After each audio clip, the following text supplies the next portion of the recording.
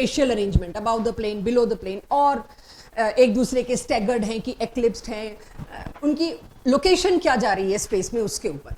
तो ये 3 पार्ट्स हैं। चेक। पहला पार्ट क्या है उसका?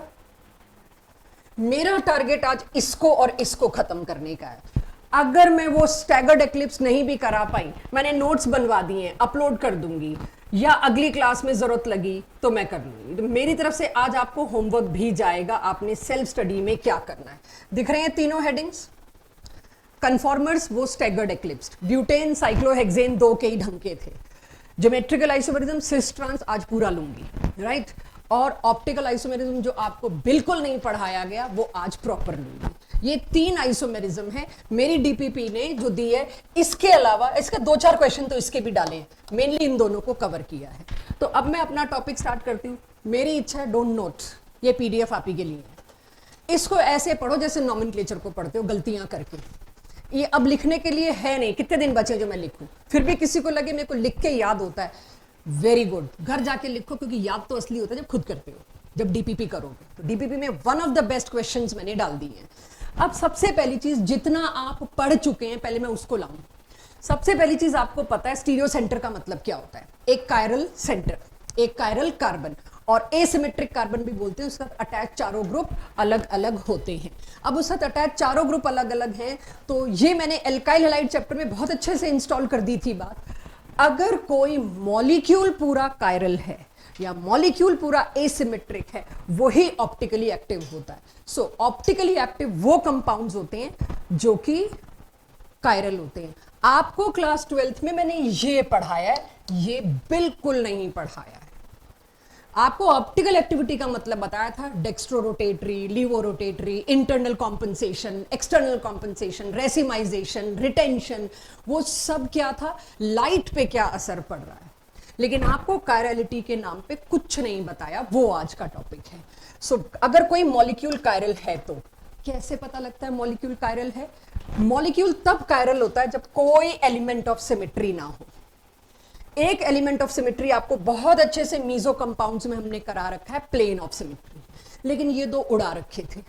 पॉइंट ऑफ सिमेट्री और एक्सिस ऑफ सिमेट्री 2006 के बाद, कौन सा साल था मुझे याद नहीं, लेकिन ये स्पेशली काट दिए गए थे। 2006-7 के आसपास सिलेबस बहुत चौप हुआ था, ये दोनों काट दिए गए थे। एक है एक्सिस ऑफ सिमेट्री, एक है point of symmetry. But JEE advanced और जेई मेंस कभी कभार एक आधी ऑप्शन इस पे दे देता है, तो मैं उस सारे को कवर करूंगी। And we have checked it, अपनी मर्जी से नहीं बोल रही, चेक करके बोल रही हूँ। वहां से दोनों एसी के बटन दबा देना बच्चों।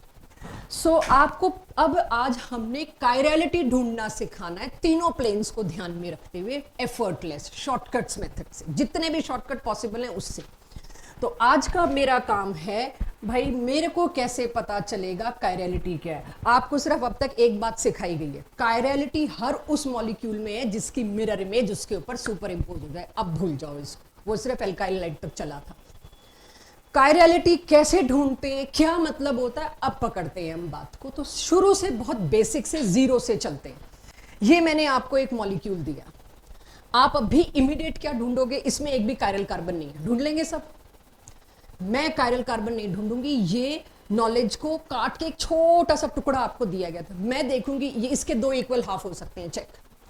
मैंने कहीं भी पिछली स्लाइड पे कायरलिटी में एक बार भी नहीं लिखा, अगर एक भी ऐसा कार्बन मिल गया ना जिसके चारों डिफरेंट हैं तो वो कायरल है। वो शॉर्टकट है, निहायत गलत शॉर्टकट है, वो सिर्फ वहीं कामयाब था, अब नहीं कामयाब होगा। यहां मैंने क्या लिखा है, जिसमें कोई सिमेट्री ना हो, और सिमेट्री उसमें नहीं होती जिसमें एक कार्बन चारों से जुड़ा होता है, चारों अलग अलग ग्रुप से अटैच्ड होता है। कुछ याद आ रहा है जो ऐसी बात हुई थी? मेरी स्पीड फास्ट हो तो मुझे रोक दीजिएगा प्लीज। तो यानी कि आप इसमें कैसे ढूंढ रहे हो, आपकी गलती नहीं है, लेकिन थोड़ा सा अपने नजरिए को बदल सको तो बदल लेना। आपको क्या ढूंढना चाहिए, चेक, इसमें प्लेन ऑफ सिमेट्री है, 2 इक्वल हाफ्स में कट रहा है, यस, तो इसको मैंने क्या बोला, ए कायरल। मेरी मजबूरी क्या है, मेरे पास एसर्शन रीजन और मैच मैट्रिक्स में आया हुआ है। इसको किससे मैच कराया गया था, उस मैच मैट्रिक्स में आखिरी में लिखा था नो एलिमेंट ऑफ सिमेट्री। आप इसके लिए ढूंढते रहोगे क्या मैच कराऊं, बाकी 3 के लिए मैच हो गया। अभी हमारे टेस्ट में तो आप एक आधा तुक्का मार देते हो, इंटेलिजेंट गेसिंग कर लेते हो, लेकिन अगर पता हो तो बहुत आसान हो जाएगा, क्योंकि इसमें प्लेन ऑफ सिमेट्री है इसीलिए ए कायरल है। आपका कहना भी सही है, क्योंकि इसमें सारे कार्बन ऐसे हैं जो एक भी 4 डिफरेंट ग्रुप से अटैच नहीं है, इसलिए एक आयरल है। वेल डन, कोई इशू नहीं है, जैसे मर्जी ढूंढो। तो प्लेन ऑफ सिमेट्री इंट्रोड्यूस कर रही हूं। अब क्या ये कायरल होगा? यस। क्यों? क्योंकि आपको येलो स्टार दिख गया होगा। ये कार्बन एक तरफ किससे जुड़ा है? OH, एक तरफ किससे जुड़ा है? CH3, एक तरफ किससे जुड़ा है? इथाइल, और एक तरफ किससे जुड़ा है? H। तो ये कायरल है क्योंकि इसमें एक कार्बन ऐसा था जो 4 डिफरेंट से अटैच था। बट एक कार्बन ऐसा था जो 4 डिफरेंट से अटैच होता है, उससे आता क्या है? किसी तरह की कोई सिमेट्री नहीं आ पाती उससे, नो एलिमेंट ऑफ सिमेट्री। क्योंकि एक्सेस और पॉइंट सिमेट्री मेरे सिलेबस में नहीं है, इसलिए ज्यादातर जगह में प्लेन ऑफ सिमेट्री लाने की कोशिश करूंगी। ये कायरल इसीलिए है क्योंकि इसमें सिमेट्री एलिमेंट नहीं है। राइट। अगला, ये सब आपके भी किए हुए एल्काइल हैलाइड के और अल्कोहल के छोटे छोटे एग्जांपल ला रही हूं कि एक बार कायरलिटी बिल्ट हो जाए मेरे पास। चेक, दो कायरल कार्बन होते हुए भी ये एक कायरल है क्योंकि इसमें इंटरनल कॉम्पनसेशन हो रहा है। इंटरनल कॉम्पनसेशन किस बात का हो रहा था? Plane of polarise light. आज ऑप्टिकल एक्टिविटी पे बात ही नहीं हो रही, आज हो रही है कायरलिटी पे बात। ये मॉलिक्यूल दो कायरल कार्बन होते हुए भी कायरल नहीं है। एक्चुअली तो मैं कायरल कार्बन की बात ही नहीं कर रही हूं आज, ये तो हमारी पिछली नॉलेज है जो हमें रिस्ट्रिक्ट कर रही है। मैम दो कायरल कार्बन है। किसने कहा कायरलिटी के लिए कायरल कार्बन ढूंढना है? कायरलिटी के लिए सिमेट्री ढूंढनी है। तो इसमें प्लेन ऑफ सिमेट्री है, परफेक्ट प्लेन ऑफ सिमेट्री है, इसीलिए ए कायरल है। मैंने यहां नहीं लिखा ये ए कायरल क्यों है, क्योंकि इसके अंदर दो कायरल कार्बन है, इसको होना चाहिए था, बट ये हुआ वो हुआ नहीं। भाई प्लेन ऑफ सिमेट्री आ गया, खत्म। 2006 से पहले ये चैप्टर पूरा, जहां से मैं ये टॉपिक उठा के लाई, मेरे बहुत पुराने नोट्स हैं, हैंड रिटन, उसी से बनाती हूँ। ये NCERT 11th क्लास का पूरा चैप्टर था। थर्मोडायनेमिक्स 12th में होता था तब, और उसकी जगह स्टीरियो केमिस्ट्री 11th में होता था। चॉप कर दिया, लेकिन उसके टुकड़े छोड़ दिए अभी हमारे पास। तो अब कायरल, ए कायरल का बेसिक समझ में आया, क्या ढूंढना है। कायरल कार्बन ढूंढ सकते हो, चलेगा, वो कोई गलत नहीं है। बट अब आज का पहले 20-25 मिनट का काम है तुमसे कायरलिटी ढूंढवानी, गलती करवानी, फिर तुम्हें पता लगेगा। चलो जी, आपके सामने आंसर्स हैं, क्योंकि आपको ये पहली बार पढ़ाया जा रहा है, ये कोई आपकी रिवीजन नहीं है, ठीक है। ये क्यों कायरल होगा? इसमें भी दो कायरल कार्बन है इसलिए नहीं, तो पिछले में भी थे 2 कायरल कार्बन। इसमें प्लेन ऑफ सिमेट्री नहीं है। क्यों नहीं है प्लेन ऑफ सिमेट्री? एक chlorine above the plane board से बाहर निकलता हुआ, एक chlorine behind the plane board से पीछे जाता हुआ, तो इसमें कोई प्लेन ऑफ सिमेट्री मेरे को नजर नहीं आया। इसीलिए ये कंपाउंड क्या होगा? Chiral, because no element, no plane of symmetry. Element मत लिखो अभी, नो प्लेन, ठीक है, सिमेट्री का। अच्छा, ये क्लियरली दिख रहा है, इसमें प्लेन आ गया, इसमें कोई कंफ्यूजन ना रहे। एंड आई बेट यू जितने एग्जाम्पल है, सिर्फ 14 या 16 एग्जाम्पल है, पिछले 2-3 साल से यही चला रही हूँ। इसको मैं अभी तक टाइप नहीं करवा पाई, ये मेरे हैंड रिटन नोट्स हैं। तो Himanshu Pandey volume 1, volume 2, level 1, level 2, same for MS Chauhan, उठा लो। मैंने हर कैटेगरी का एक एग्जाम्पल डाल दिया, भूल जाओ बात अलग है, हर कैटेगरी का एक एग्जाम्पल डाल दिया। अगला, अब देख के बड़े होने शुरू हो गए स्ट्रक्चर्स। अब मेरे येलो स्टार्स गायब होने शुरू हो गए, मैं ढूंढ ही नहीं रही येलो स्टार्स, क्योंकि येलो स्टार्स ढूंढने का मतलब है डिस्ट्रैक्ट होना। कायरल कार्बन ढूंढने का मतलब है डिस्ट्रैक्ट हो जाओगे। आप सबसे पहले क्या देख रहे हो? कोशिश करनी है प्लेन ऑफ सिमेट्री। थोड़ा मेरा बनाने में शेप मैंने थोड़ी डिफरेंट कर दी, वो मेरा हाथ ऐसे चला, जबकि अगर आप देखो तो है प्लेन ऑफ सिमेट्री नहीं है। क्यों नहीं है? अगर कार्बन ही गिन लो और छोड़ो, मैं शेप सेम सी देखूं, मतलब मेरी कोशिश थी मैं कुछ सिमिलर दिखता सा बनाऊं, आपकी आंखों को धोखा दूं, वो कर नहीं पाई। बट दिख ही रहा है number of carbon atom same नहीं है दोनों में, तो काहे का प्लेन ऑफ सिमेट्री? तो ये क्या होगा? ए कायरल। अब मैंने नो प्लेन भी लिखना बंद कर दिया, ड्रॉ कर दिया, आपको पता है प्लेन ऑफ सिमेट्री की, आपको sorry it should B chiral, sorry my bad. अगर ये कार्बन ना होता, अगर जो मैं सोच रही थी, तो क्या होता? ये ए कायरल, ठीक है। अभी क्या है ये बच्चों? Chiral, perfect. अब थोड़े खराब वाले केसेस शुरू। खराब वाले नहीं, आपको ये भी इजी लगेंगे, बट पहली बार कोई मुझे याद दिलाएगा इस फंक्शनल ग्रुप को क्या कहते थे? 11 से कर रहे हैं हम, एलीन्स। एक आपको पता है किसी एक कार्बन पे जब 2 फंक्शनल ग्रुप एक साथ आते हैं तो उसको नाम अलग दिया जाता है। साइनोहाइड्रिन आपने दिया, क्यों दिया? उसी पे CN, उसी पे OH। इनोल आपने नाम दिया, उसी सी पे डबल बॉन्ड, उसी पे OH, तो उसको नया नाम दिया इनोल, उसकी प्रॉपर्टीज अलग थी। अब यहां पर भी तो एक कार्बन के साथ दो दो फंक्शनल ग्रुप है, चाहे सेम है, डायोल्स भी एक अलग कैटेगरी होती है, राइट। तो ये दोनों सेम है, तो इनको क्या बोला जाता है? एलीन। एलीन जब दोनों एक साथ होते हैं, कई जगह काम आएगा। आप सोचो, प्लेनर होगा, sp2 हाइब्रिडाइज होगी, मेरे हाथ के प्लेन में आ जाएगा, ये सी डबल बॉन्ड, ये आपको यूं दिखा देती हूं, सी डबल बॉन्ड सी इस प्लेन में आ गया। अब इसमें अबाव बिलो कुछ होगा ही नहीं, 120 डिग्री एंगल। दूसरा सी डबल बॉन्ड सी, एक प्लेन में नहीं रह पाते, जबरदस्त रिपल्शन होता है, इधर 4 इलेक्ट्रॉन, इधर 4 इलेक्ट्रॉन, ये होना मजबूरी है, अलग प्लेन हो गए। तो ये सिमेट्रिकल नहीं होता, ये प्लेनर नहीं होते। जबकि ये आप बोलोगे sp2 है जी, ये बोलोगे sp2 है, और ये क्या है? sp है, 2 पाई बॉन्ड है, लेकिन ये यूं नहीं रहते, ये यूं हो जाता है। सेम 2 बेंजीन रिंग आएंगे ना, वो भी यूं नहीं रहेंगे, एक को यूं होना पड़ेगा, राइट। तो ये इस तरह से है कुछ। अब चेक, यहां मैं क्या पूछ रही हूं आपसे, वही क्वेश्चन, आपको क्या लगता है ये कायरल है कि ए कायरल? यहीं से पता लग गया होगा, 2 इक्वल हाफ्स हो ही नहीं सकते, प्लेन ऑफ सिमेट्री। मैं यहां सेम भी ले आती तो शायद, अभी वो बाद की बात है, लाऊंगी तब बात करूंगी, लेकिन मेरे को एलीन देखते ही पता चल जाना चाहिए, भाई ये यूं तो है नहीं, ये यूं है। अब कैसे तुम प्लेन ऑफ सिमेट्री लाओगे? कहां इनको ओवरलैप या सुपर इंपोज कराओगे? नहीं करा सकते। एलीन्स आ गए तो उसमें प्लेन ऑफ सिमेट्री नहीं है, एक साइड सिमिलर ग्रुप है, एक साइड डिसिमिलर ग्रुप्स हैं। और ये ए कायरल क्यों है?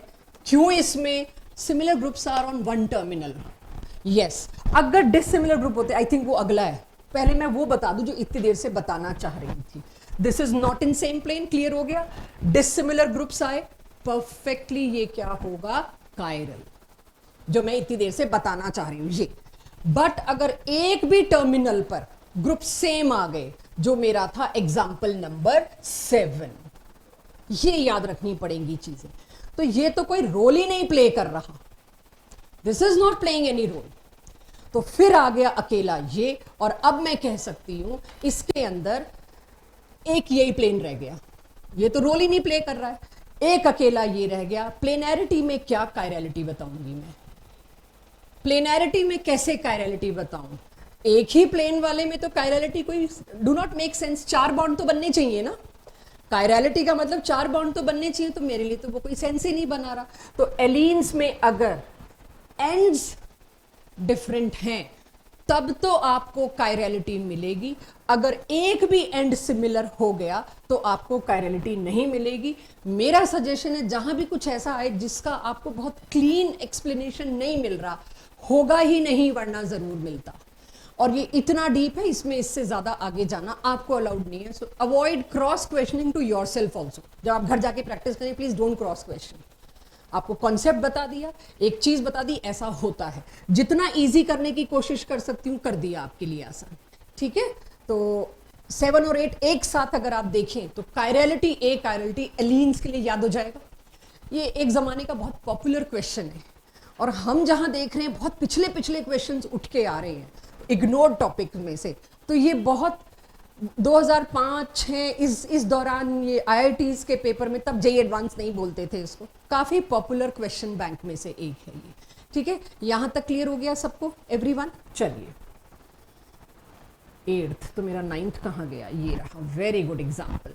क्यों कायरल है ये मेरी क्लास बता सकती है। प्लेन ऑफ सिमेट्री है? नहीं है, क्योंकि इसमें प्लेन ऑफ सिमेट्री नहीं है इसीलिए ये कायरल है। क्या ऐसा एक भी कार्बन है, वैसे जस्ट नॉलेज के लिए पूछ रही हूं, जो कायरल कार्बन हो? 2 हैं, ये भी कायरल है, ये भी कायरल है। तो साइक्लिक में कायरल कैसे ढूंढते हैं वो थोड़ा सा सिखा दूं, अगर किसी को अभी दिक्कत आ रही हो तो आगे मुझे परेशानी आएगी। चेक, इस कार्बन पे क्या लगा हुआ है बच्चों? H, एक तरफ H, एक तरफ OH। अब आपको इधर बढ़ना पड़ेगा। अब इधर बढ़ते ही पहले क्या आया? CH2, उसके बाद फिर क्या आया? CH2। ये तो सिमिलर है, सॉरी CH2 कहां? Carbon carbon, right. दोनों साइड क्या आया? कार्बन कार्बन, सिमिलर है, तो आगे बढ़ो। वो कार्बन फर्दर किस किस से अटैच्ड है? यहां पर 2 हाइड्रोजन से, यहां पर 1 हाइड्रोजन लेकिन 1 OH से। आ गया डिफरेंस? तो पहले झटके में दोनों साइड कार्बन है तो सेम नहीं मानना, उस कार्बन के साथ भी 2 H होते, इस कार्बन के साथ भी 2 H होते, फिर मैं अगले कार्बन पे जाती, वहां भी दोनों सेम होते, फिर मैं और अगले कार्बन पे जाती। ऐसे अब केसेस आएंगे तो हर जगह वो भी ढूंढवाऊंगी। तो कोई मुझसे पूछे, क्योंकि क्वेश्चन 2 ही तरह के आ रहे हैं, मैं वही 2 तरह के आज लेके आई हूं। How many chiral centres, chiral carbons पूछ लिया, कायरल सेंटर्स पूछ लिया, स्टीरियो सेंटर पूछ लिया, तो मेरे को तो येलो डॉट लगा के देने पड़ेंगे। तो 2 कायरल सेंटर्स हैं, बता सकते हो, और एज वेल एज इसमें प्लेन ऑफ सिमेट्री भी नहीं है। इससे बढ़िया सिचुएशन क्या हो सकती थी किसी कंपाउंड के कायरल होने में। तो कायरलिटी और सेंटर्स ढूंढने आ जाएंगे। जिन लोगों को भी नींद आ रही है, गर्दन को हाथ का सहारा दिए बैठे हैं, उससे बेटर है वो नोट ही कर लें दिस। क्यों एक कायरल है बता पाओगे? सबसे ज्यादा कंफ्यूजन मेरे को भी क्वेश्चन बनाते वक्त इसमें हुआ, बार बार लौटी हूं मैं इस पे। सबसे ज्यादा कंफ्यूजन पता नहीं क्यों हो जाता है, हो जाता है।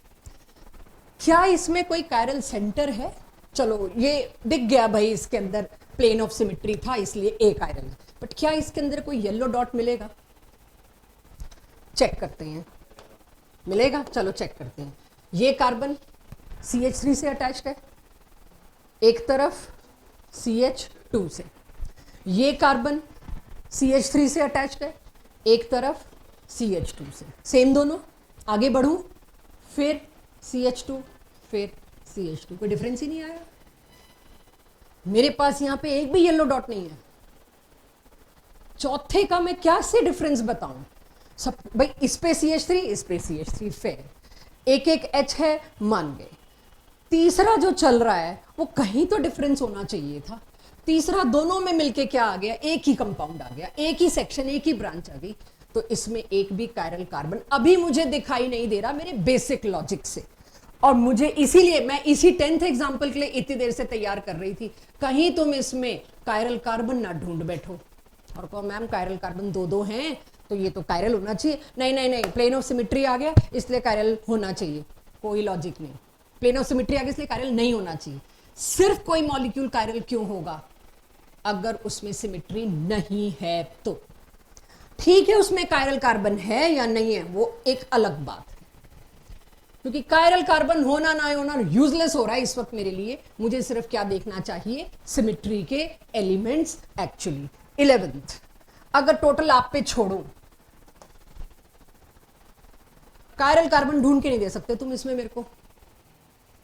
इधर से चलोगे सब कुछ सेम, इधर से चलोगे सब कुछ सेम, कुछ डिफरेंट आए तो मैं कायरल बोलूं। मेरे लिए तो इस कार्बन पे एक CH3 लगा था, एक H लगा था, बाकी दोनों ग्रुप एकदम सेम लगे थे। नहीं है जी कायरल कार्बन, कायरल कार्बन नहीं है तो तुम इसको ए कायरल रिपोर्ट कर देते। गलत। जबकि मुझे पहली चीज क्या देखनी चाहिए? Symmetry element. इसीलिए, और ये क्वेश्चंस बहुत डायरेक्ट आ रहे हैं बिकॉज ये ऐसा टॉपिक ही नहीं है जो किसी चैप्टर को बिलोंग कर रहा हो। ये ऑर्गेनिक में कहीं मेंशन नहीं है, बहुत प्लेन क्वेश्चन आ रहा है। मेरे को डिफिकल्ट क्वेश्चन ढूंढने में आज बहुत देर लगी, क्या दूं बच्चों को। तो इसमें कायरलिटी कैसे आई? किसी तरह से 2 बराबर टुकड़ों में नहीं बट रहा। कोई मर्जी लाइन ले आओ तुम, 2 बराबर टुकड़ों में नहीं बट रहा तो no plane of symmetry. Plane of symmetry ने तो बाकी एलिमेंट तो आ ही नहीं सकते, बाकी एलिमेंट उसके बाद आते हैं। सो अब अगले वाला बहुत ध्यान से, फिर क्वेश्चंस कराऊंगी, कंफ्यूज होंगे तो इन स्लाइड्स पे दोबारा आएंगे। चेक, ये बहुत ध्यान से देखने वाला है। ये केस वो है जिसमें आप फंस सकते हो।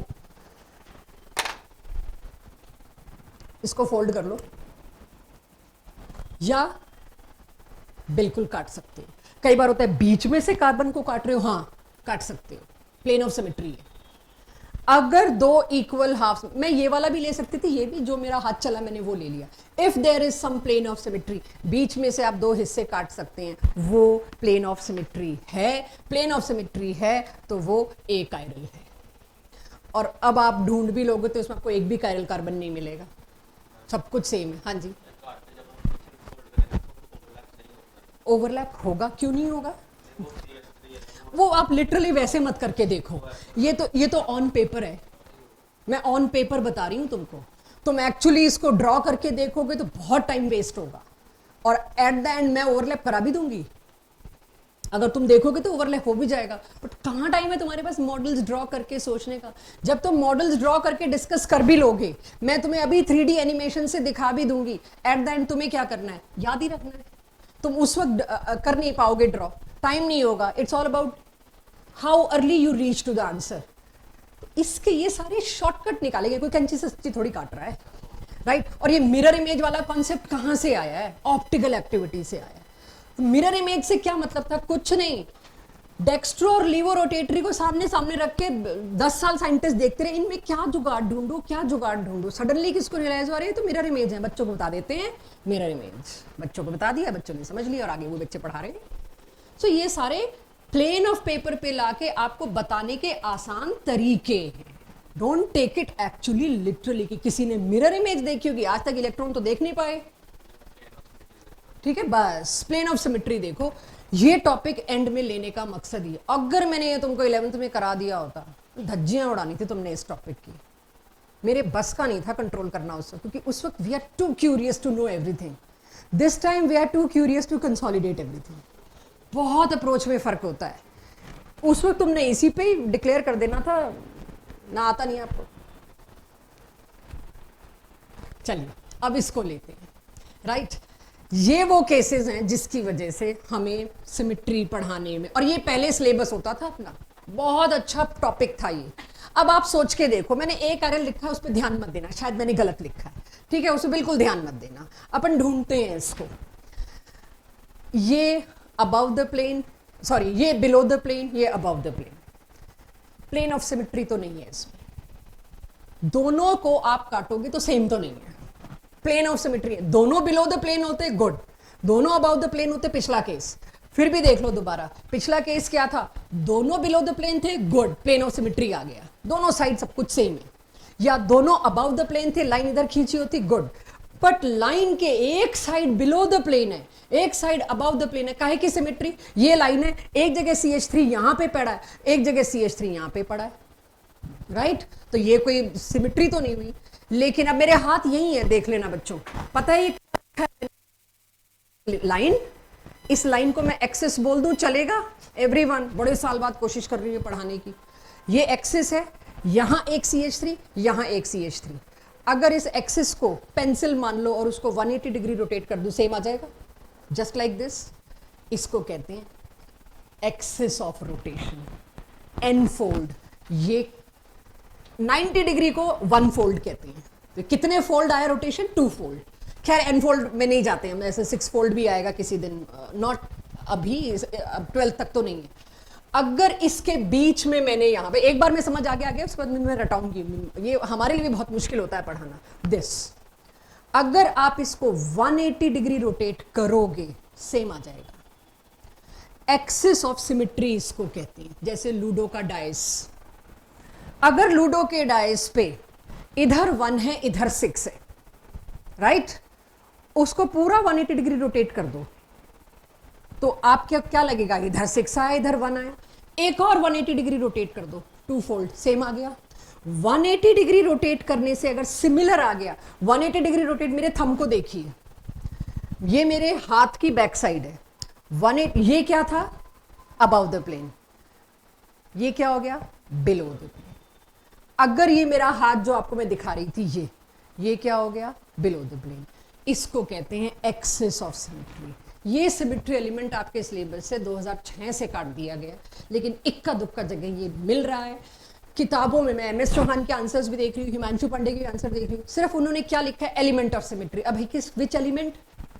प्लेन तो नहीं है। और अब आप आओगे डाउट लेके कि मैम ये नहीं आ रहा, प्लीज एक्सिस ऑफ सिमेट्री के इक्का दुक्का केस मिलेंगे, उसको इस तरह से समझ लीजिएगा। यू रोटेट किया होगा, वो सारे केसेस मैं दे रही हूं, कहीं और कुछ मिलेगा भी नहीं। अगला, कायरल क्यों है? सिमेट्री तो है नहीं, वही देख लो। दोनों अगर अबाउट द प्लेन होते तो मैं कहती हाँ जी, 2 इक्वल हाफ्स में कट गया। दोनों बिलो द प्लेन होते, यस कट गया। अब ये क्या है? एक अबाव, एक बिलो, राइट। इसको मैंने क्या नाम दिया, क्या कैटेगरी दी? कायरल की। ए कायरल, कायरल, क्योंकि इसमें प्लेन ऑफ सिमेट्री नहीं है, ठीक है। चलिए, हाँ जी, क्रॉस क्वेश्चन में से बचो, रायता फैल जाना है इसका।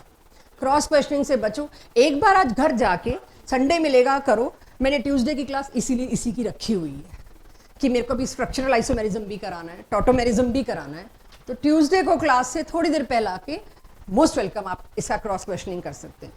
आपकी क्रॉस क्वेश्चनिंग के चक्कर में किसी को कंफ्यूजन ना हो जाए, बट मुझे पता है क्या सवाल आएगा, कोई जवाब नहीं है मेरे पास, मैं पहले ही बता दूं। वो जवाब के लिए आपको पूरे रूल्स पढ़ने पड़ेंगे 12-14, नॉट योर जॉब नाउ, ठीक है। मूव ऑन करो। सेम केस है, देखिए तीनों सिमिलर लिए हैं मैंने। उसके क्रॉस क्वेश्चन को क्यों रोका है, मेरे को तीनों दिखाने थे एक साथ एक झटके में कि अब फर्क समझो। तुम पहले नीचे वाला देखो, फिर वही आ गया 180 डिग्री रोटेट। इसको कहते हैं एक्सेस ऑफ सिमेट्री, और तब आती है जब दोनों एकदम एक दूसरे के ऑपोजिट हों ग्रुप। एक्सेस ऑफ सिमेट्री तभी आती है। तो अब जरा आप 13 और 15 एक साथ देखिए। आपका यह सवाल आ सकता है इसमें भी तो एक्सेस ऑफ सिमेट्री हो सकती थी। अब समझ आएगा इसमें क्यों नहीं हो सकती, क्योंकि इसको बीच में रखा है मैंने। यही था सवाल नमन? नहीं, यही था, ऐसा कुछ ही था ना, वो मुझे भी करते वक्त अंदाजा हो जाता है। तो इसीलिए बीच में बिल्कुल क्रॉस क्वेश्चन मत करो। मैं पहले एंटिसिपेट किए बैठी हूं क्या प्रॉब्लम आ सकती है। सारे देखो एक बार, एक्सेस ढूंढना आया कि नहीं आया। बीच में वो केस रखा है जहां तुम डाउट करोगे एक्सेस हो सकती है। एक दूसरे के ऑपोजिट होते तो हो सकती थी, मैं इसको मेटा कह नहीं सकती, बट आपको पता है ये एक दूसरे के एग्जैक्टली ऑपोजिट नहीं है। क्या इन दोनों में एंगल मतलब बन रहा है 180? नहीं, यहां यहां होते तब चलता, यहां यहां होते तब चलता, यहां यहां होते तब चलता। यही शॉर्टकट्स तुमको अपने लिए याद रखने, ये 3 दिखा दिए केस में। तो कायरल ए कायरल एक बार दोबारा देख लीजिए कैसे बने ये कायरल ए कायरल। और ये पीडीएफ आपको चाहिए होगा आज की डीपीपी करने के बाद, जरूरत नहीं पड़ेगी। डीपीपी में इसी की प्रैक्टिस कराइए। अभी तो क्लास के एंड में मैं लाई हूं क्वेश्चन, इन्हीं में से घुमा घुमा के पूछूंगी सो दैट आपको रिटेन हो। यहां तक क्लियर? थोड़ा सा किसी जगह कुछ बात मानने को प्रेशराइज कर रही हूं तो करना पड़ेगा। That's all about chirality. इससे ऊपर तुमसे कायरलिटी मॉलिक्यूल्स की नहीं पूछ सकते। इससे आगे अगला क्वेश्चन, पहला क्वेश्चन जो काफी पॉपुलर है जेई और नीट में, खासकर जेई में, इनमें से कौन सा कायरल है, इनमें से किसका प्रोडक्ट कायरल बनेगा। अब आपको मैंने अल्काइल हलाइड का या कोई रिएक्शन दे दिया, बेंजोइक एसिड का ही दे दिया, किसी का भी दे दिया, और उससे इनमें से कोई चीज बन रही होगी, राइट? इनमें से, अब ये तो मेरे लिए बहुत ही आसान था देना। एक क्लोरीन लगा पड़ा हो साइक्लोहेक्सेन पे, और उसके दूसरी साइड में एच न्यू करके या कुछ भी करके यहाँ पे एक क्लोरीन और लगवाना चाह रही हूँ, और आपसे पूछ रही हूँ इनमें से किसका कायरल बनेगा प्रोडक्ट। तो प्रोडक्ट बनाने के बाद आपको स्ट्राइक कर जाएगा, पर प्रोडक्ट वहां कोई ऐसे तो नहीं देगा। कैसे देगा आ रहा है वो भी, फिर दोनों बातों को जोड़ेंगे कि वहां कोई ऐसे सजा के तो नहीं देगा, देगा। पहली category of question 3D diagrams ऐसे आएंगे, आपको बताना होगा इन चारों में से, इन 10 में से, इन 7 में से कितने कायरल या कितने ए कायरल हैं। फर्स्ट कैटेगरी क्वेश्चन कोशिश कर पाओगे? ठीक है, all variety given to you, इसके अलावा आपको तंग नहीं कर सकते, एक्सेस मैंने आपको दे दी।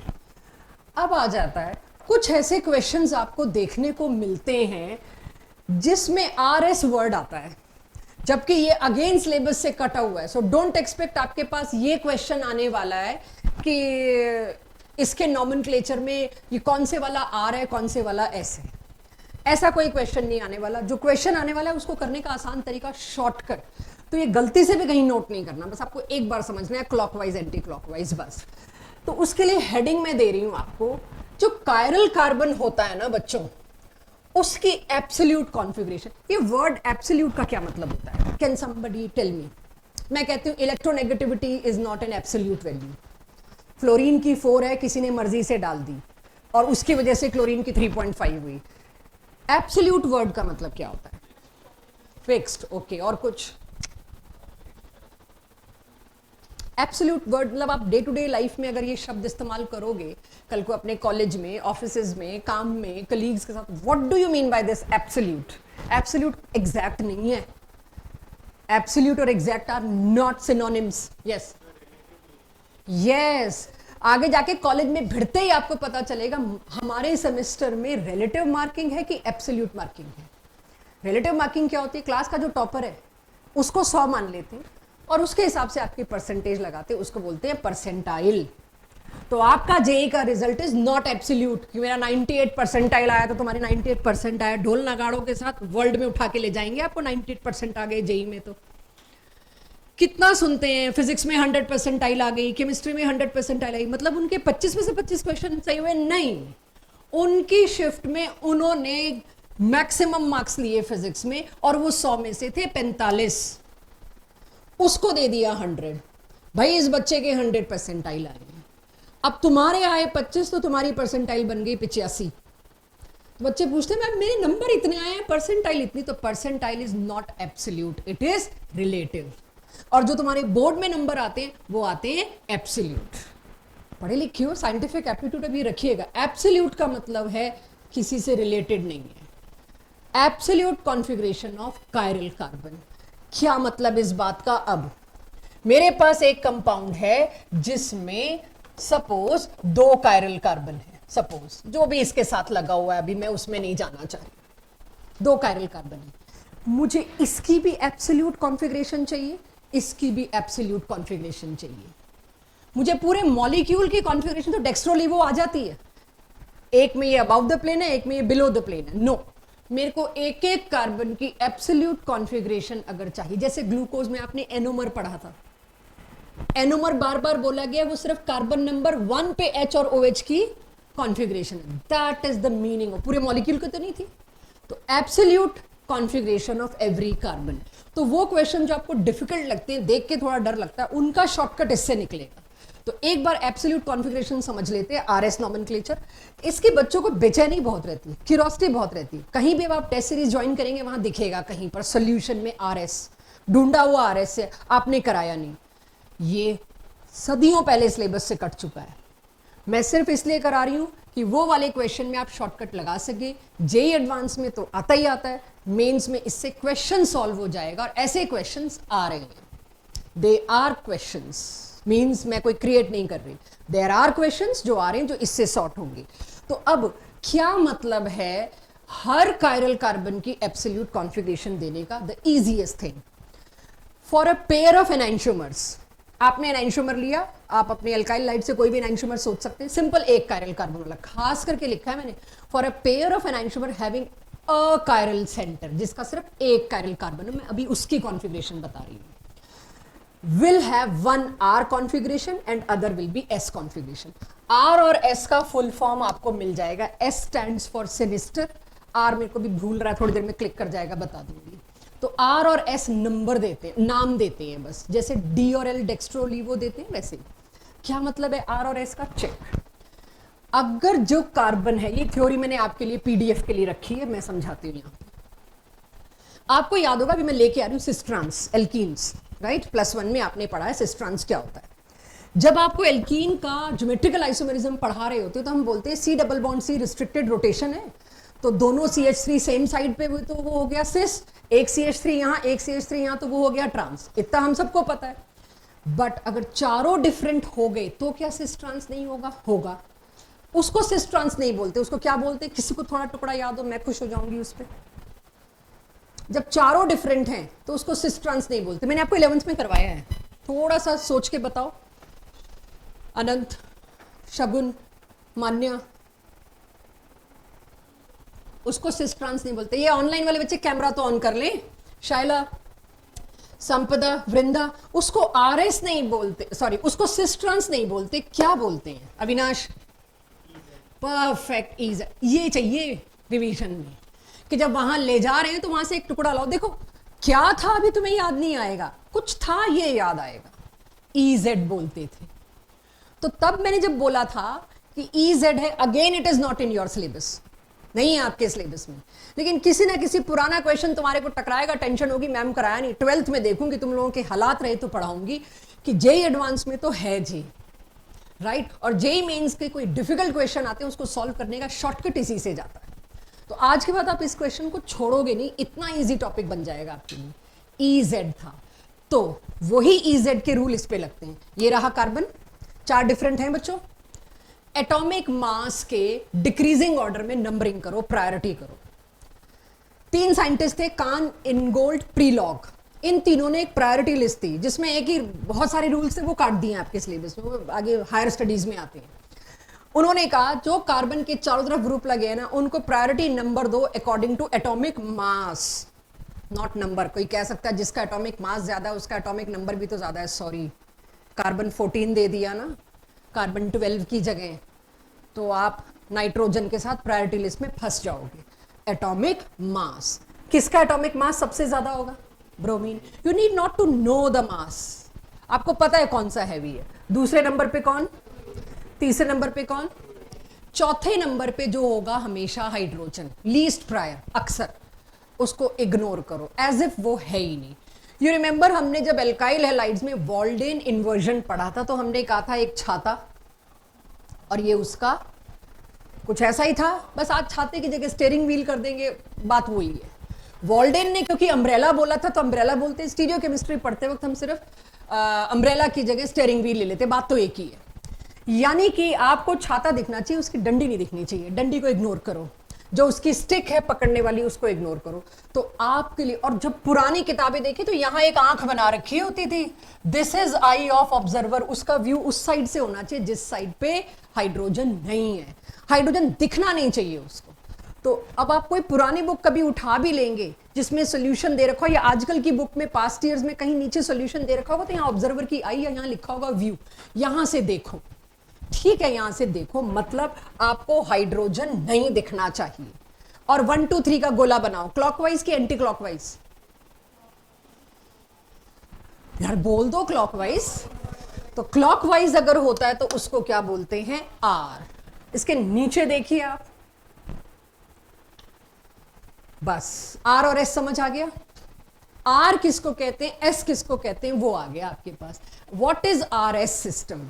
Absolute configuration of every chiral carbon, each chiral carbon. मेरे को मॉलिक्यूल से मतलब नहीं है, ये कौन सा एनाइंशोमर है, सॉरी। तो ऑप्टिकल एक्टिविटी गलती से भी मत ले आना यहां पे। आर एस समझ आ गया, क्लॉकवाइज एंटी क्लॉकवाइज कैसे ढूंढना। इसमें एक बात ध्यान दो, हाइड्रोजन लीस्ट प्रायर ही होना चाहिए। हाइड्रोजन लीस्ट प्रायर कब? जब मेरे को दिखे ना। मेरे को कब नहीं दिखेगा? ये मेरा हाथ है, तब ये इधर हो, यानी बिलो द प्लेन। अगर बिलो द प्लेन नहीं है तो कुछ मामला गड़बड़ होगा। आर एस क्लियर है सबको? और मैंने येलो कलर से लिखा है specially, hydrogen should not be in view of your eye, it should be below the plane. What if it is above the plane? तो थोड़ा सा रह गया, इसको भी समझते हैं। समझ में आ रहा है ये मेरे को क्या है? मेरे को कार स्टीयरिंग व्हील चाहिए, मेरे को हाइड्रोजन जो उससे जो स्टिक जुड़ी हुई है कार के बेस से, मुझे वो नहीं चाहिए। इसमें जो 3 चीजें लगी हैं मेरे को उसका क्लॉकवाइज एंटी क्लॉकवाइज ढूंढना है। This is R S. Check, क्या ये एस और ये आर मैंने सही बनाया? सिर्फ चेक, आपको नहीं बनाना, कभी भी नहीं बनाना। आपको क्या करना है? I am coming to that. 1 2 3 ठीक दिख रहा है? कैसे 1 2 3 किया मैंने? अब देखो, इसको, ये कार्बन, ये भी कार्बन, ये भी कार्बन। अल्फाबेटिकल ऑर्डर में क्या करते हैं? पहला अल्फाबेट सेम हो तो हम दूसरे पे जाते हैं। तो दूसरा क्या आ गया? ऑक्सीजन। खत्म बात। ऑक्सीजन का मास तो 16 है। इसमें दूसरे कौन से थे? सारे हाइड्रोजन। इसमें क्या था? 2 हाइड्रोजन और आगे एक कार्बन जी, वो भी तो 12 ही है। तो मास में कौन जीत गया? वो जीत गया। अच्छा, डबल बॉन्ड का मतलब, वैसे again deleted from your syllabus, double bond का मतलब होता है 2 ऑक्सीजन जुड़े हुए हैं।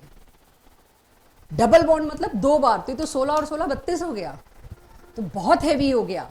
आपसे कोई आर एस नहीं पूछ रहा है इतना डीप, ठीक है, बट आर और एस एक बार दोबारा देख लो। क्लॉकवाइज एंटी क्लॉकवाइज याद कराना था। मैं उल्टा भी कर सकती हूं, मेरे से हो जाता है, तो देख लेना बच्चों। ये तो क्लॉकवाइज है ना? हाँ, तो मैंने गलत लिखा है। क्या लिखूं इसके नीचे? चलो, आर एस तो हमको आ गया, राइट। अब आपके पास सवालों पे पहुंचे उससे पहले, ये जो मैंने आपके सामने बनाया है कायरल कार्बन है। कायरल कार्बन की कॉन्फ़िगरेशन एब्सोल्यूट बताना ही आरएस का काम है। तो मुझे बताइए इस कायरल कार्बन पे, इधर लिखा गलती से भी मत देख लेना, क्योंकि हमने गलती करके ही सीखना है। आप इधर देख लोगे तो आपको पहले ही सही पता लग जाएगा। आपने आरएस की गलती निकाल दी, अब यहां की भी गलती निकालनी है, बट ये मत देख लेना। ये कायरल कार्बन है, आर की एस मैंने सब सजा के लिखा हुआ है, 1 2 3। क्या होना चाहिए? आर। बट इसमें एक बहुत बड़ी गलती हो रखी है, हाइड्रोजन मेरी आंखों में आ रहा है। मेरे को इस साइड से तो व्यू ही नहीं करना था, हाइड्रोजन तो मेरे को इसको तो मुझे पलटना पड़ेगा। पलटना पड़ेगा मतलब क्या? पलट के थोड़ी देखेंगे, एस कर देंगे आर का। पलट के दूसरी ऑप्शन क्या आएगी मेरे पास? एस।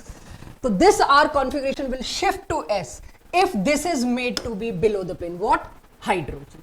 जब इस H को मेरे को फोर्स करके बिलो द प्लेन बनाना पड़ेगा तो छाता तो उल्टा होना ही है। आर का क्या होना है? एस।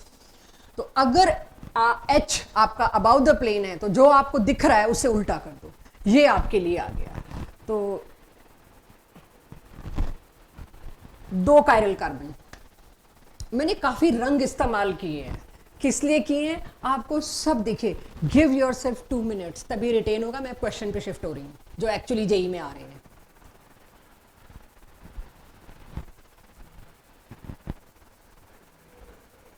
गलती हो तो पकड़ लेना बच्चों।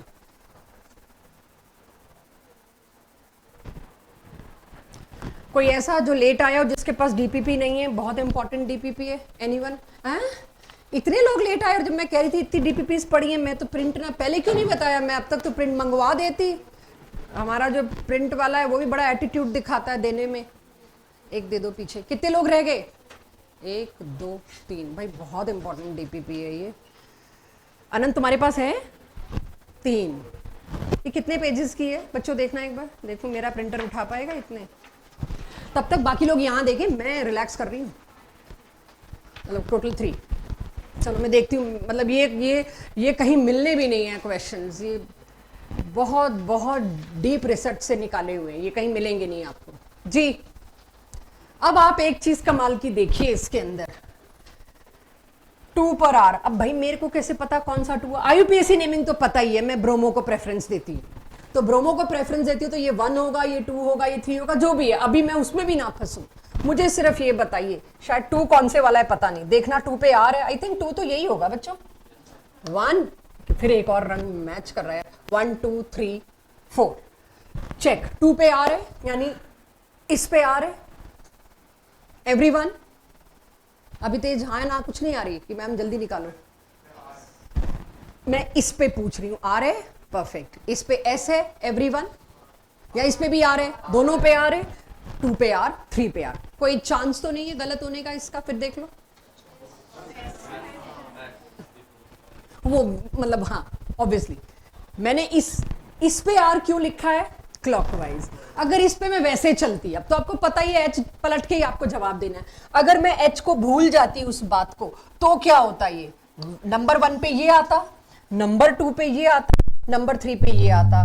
तो ये क्या बनता मेरे पास? ये भी क्या बनता?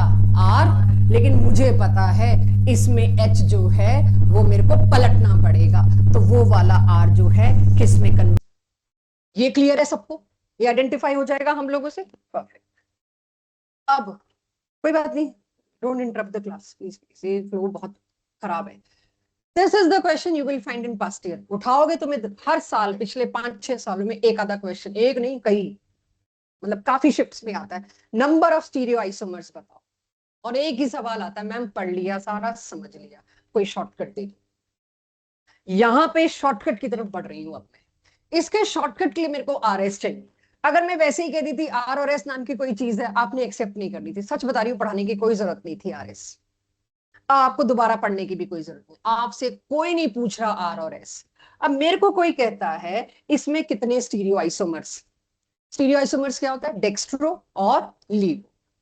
मैं स्टीरियो आइसोमर्स होते तो बहुत सारे, बट अभी मैं सिर्फ कायरल कार्बन वाले बात करूं तो डेक्स्ट्रो और लीवो। पहले तो देखिए क्या मैंने कायरल सेंटर्स 3 सही चूज किए हैं। तीनों कार्बन कायरल है। अब तक ना आपने मिरर इमेजेस बनाई हैं एक कायरल कार्बन की सिर्फ। बाकियों की मिरर इमेज जब बनने का मौका है पतली गली से निकल ली, आपके बस का नहीं था। अगर तो एक ही कायरल कार्बन होता तो आपकी जो 2 फॉर्म बनती, एक अबाउ द प्लेन एक बिलो द प्लेन, एक को बोलते डेक्स्ट्रो एक को बोलते लीव। लेकिन अब सोचो मैंने ये मॉलिक्यूल तुम्हारे सामने रखा और इसकी मिरर इमेज रखी तो सबकी पलटेगी। हर एक में अबाउ द प्लेन बिलो पहुंच जाएगा, बिलो द प्लेन अबाउ पहुंच जाएगा। मेरे को तो एक ही पलटानी है, वो तो मिरर इमेज नहीं है। यानी मैं यहाँ एनाइंशोमर्स नहीं गिनवा रही हूं, मैं यहाँ स्टीरियो आइसोमर्स गिनवा रही हूं। एक भी कार्बन की इमेज पलट गई तो आपको तब भी बोला गया था जो 2 चीजें एनाइंशोमर्स नहीं है आपस में, क्योंकि वो मिरर इमेज नहीं है, वो पक्का स्टीरियो आइसोमर। कौन से वाले, वो बात अलग है। तो आई होप आप इस बात को समझ रहे हैं, किसी एक कार्बन पे एब्सोल्यूट कॉन्फ़िगरेशन पलट गई, बाकियों पे नहीं पलटी, तो दोनों मिरर इमेज नहीं है, राइट? तीनों पे पलटी होती तो मिरर इमेज होती, इसलिए एनाइंशोमर्स को तो साइड पे रखो। जितना आइसोमेरिज्म आपने पढ़ रखा है स्टीरियो आइसोमेरिज्म, वो तो आज मैं बात ही नहीं कर रही। अब इन तीनों पे या तो तीनों की आर होगी, मेरे से कोई नंबर ऑफ स्टीरियो आइसोमर्स पूछ रहा है, तो एक शॉर्टकट फॉर्मूला चलता है 2 की पावर 3। मैं काम चलाती हूँ इससे, कितनी बनेंगी 8, और आगे मूव ऑन करती हूँ। कोई ना कोई आ जाता है मैम, वहां पे टेस्ट सीरीज में ये क्वेश्चन आया था और इसमें RS लिखा है, आप करा दो प्लीज, आप करा दो। सिर्फ उस तोहमत से बचने के लिए कराया है कि मैं कराती नहीं, मेरे को ये गाली ना पड़े मैं कराती नहीं, इसलिए कराया। जेई एडवांस में तो करना ही है आपको RS, वहां से तो नहीं कटा, मतलब कटा तो, लेकिन वहां के क्वेश्चन तो इसके बिना होते ही नहीं। ये तो तुम वैसे भी कर लेते, ऑल पॉसिबिलिटीज, तीनों पे आर होगा, तीनों पे, हाँ, ये दोनों एक दूसरे के एनाइंशोमर्स होंगे सिर्फ, बाकी आपस में कोई एनाइंशोमर नहीं होगा। आनंद ठीक है आप? अब मेरा शॉर्टकट दूसरा है, मैं नहीं जाती इस पे, आपका प्रेशर आया तो जाऊंगी। मेरा है, मैंने स्टीरियो सेंटर्स ढूंढे, 2 की पावर 3 लगाई, आंसर मेरा 8 है। बट समस्या कब आएगी, जब दे दी आपको 10 एग्जाम्पल्स, इनमें से इसके स्टीरियो आइसोमर्स कौन कौन से कितने हैं, वहां चाहिए होगा ये, और आ रहा है, पहचानो वो बड़े बड़े डायग्राम्स। तो आपको एकदम से जब वो डायग्राम बना के देंगे पता चल जाएगा, आर आर आर में से एक भी बदला हुआ है वो इसका स्टीरियो आइसोमर। और अगर सेम है आप तो पकड़ लोगे, भाई ऊपर भी 3 R वाला दे रखा है, नीचे ये तीनों 3 R वाले दे रखे, इन्हें एक्सक्लूड कर दोगे। तो इस तरह ये क्वेश्चन में जेई एडवांस की बात कर रही हूँ, तो कोई मुश्किल नहीं है, बस डीप ज्यादा हो जाता है। तो क्या आपके पास ये आ गया कंटेंट, ये क्या बोला मैंने, और इसमें से एनाइंशोमर्स चूज कर सकते हैं, ओनली दिस। RS के बाद ना आपको क्लैरिटी आ जाती है, कोई RS से पूछ नहीं रहा, आप क्लैरिटी आ गई। अब क्वेश्चंस पे शिफ्ट हुए कि जो पढ़ा दिया इसको यूज करें। कोई इसमें पूछता नंबर ऑफ स्टीरियो आइसोमर्स, मैं तो 2 सेंटर कायरल ढूंढती, 2 की पावर 2 लगाती और 4। लेकिन if I want to be 200% correct, कि मेरे से तो 4 दे भी दे तो मैं वो 4 का ढूंढ भी लूं कौन कौन से, जब ढूंढने की बारी आएगी तब ये बचाएगा, मेरे को सिलेबस में ना होते हुए ढूंढने की बारी आती, कि आपको 3 बना के दे दिए, चौथा ढूंढो। और ये है क्वेश्चन, 3 बना के दे दिए, चौथा ढूंढो, आपके लिए पक्का। एक में देख लोगे, अच्छा ये आर है, ये भी आर है, ये आर वाला दे दिया, ये एस वाला, दोनों एस वाले दे दिए, कौन सा रह गया, वो एस और ये आर, या कुछ भी, कोई एक मिसिंग होगा, वो 4 ऑप्शन में से दिख जाए। क्लियर हो गया सबको ये क्या किया है मैंने? स्टीरियो आइसोमर निकालना पूछ रहे हैं जेई में, बस उससे ज्यादा नहीं, ये कोई जरूरत ही नहीं है आपको करने की। ये है, अब मैं MS चौहान के क्वेश्चन ले आई, वो जो मैंने स्लाइड छोड़ी मैं लास्ट में देखूंगी अगर मुझे जरूरत लगी, मुझे लग रहा है उसके बिना काम चल जाएगा, वो अगेन डीप नॉलेज है। ये मैं वो क्वेश्चन उठा के लाई हूँ जो मुझे बुक्स में मिले, हिमांशु पांडे और MS चौहान में, कि आपको पता चले आ कैसे रहे हैं। चेक कायरलिटी, ओनली कायरलिटी, इनमें से कोई एक तो गलत मिलेगा आपको, चेक जो 4 दिख रहे हैं, और इत्मीनान से, जल्दबाजी में नहीं बिल्कुल भी।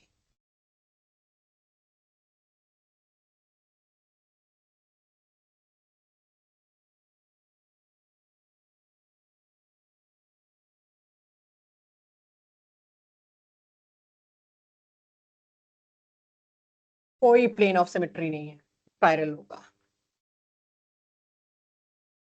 प्लेन ऑफ सिमेट्री नहीं है। मैं कायरल कार्बन नहीं ढूंढ रही, मैं सिर्फ सिमेट्री ढूंढ रही, नहीं होगा इसमें। प्लेन ऑफ सिमेट्री तो मैं ढूंढ नहीं पा रही, राइट? इसके लिए ब्रैकेट में क्यों लिखा है मैंने ऐसे, प्लेन ऑफ सिमेट्री जब नहीं है तो फिर मैं आखिरी चीज क्या चेक करूंगी, कोई कायरल कार्बन है भी, तब तो ढूंढूंगी जब कोई एलिमेंट नहीं मिल रहा। कोई है कायरल कार्बन, नहीं, तो ये क्या होगा, ए कायरल, इसलिए मैंने यहाँ पर ए लिख दिया। एक तो ये केस मुझे पकड़ना तो बड़ा क्लियरली दिख रहा है कि इसमें प्लेन ऑफ सिमेट्री नहीं है।